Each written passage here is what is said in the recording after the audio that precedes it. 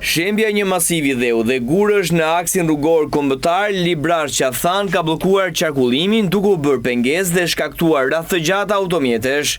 Shkak për situatën e rëndë janë bërë rrëshqitjet masive të gurëve që kanë rënë mbi trasenë e rrugës në zonën e njohur si kthesat e Dragostunjës. Në terren ndodhen forcat të shtuara të policisë rrugore, të cilat po monitorojnë situatën dhe po përpiqen të menaxhojnë trafikun, por pas një zgjidhje konkrete, për shkak të mungesës së mjeteve nga kompanitë që mirëmbajnë këtë segment, si dhe mungesës dhe ndërhyrjeve teknike për largimin e masiveve të gurëve. Policia rrugore e Elbasanit apelon për të gjithë qytetarët që duan të udhëtojnë në drejtim të Korçës dhe Anasjeltas të shmangin lëvizjen deri në një njoftim të dytë për hapjen e rrugës. Shembja masivit të gurëve në aksin Librash-Qaftan ka shkaktuar një situatë kaotike ku automjetët prej orësh qëndrojnë të bllokuara.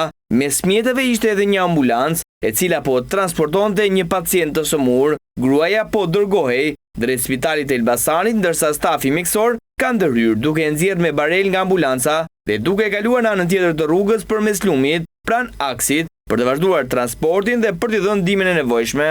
Lidhur me shembjen ka reaguar edhe autoriteti rrugor shqiptar, sipas të cilit kontraktori i kontratës dhe i mirëmbajtjes ka ndërhyrë me mjete dhe punëtor për të kthyer gjendjen e aksit në normalitet sa më parë.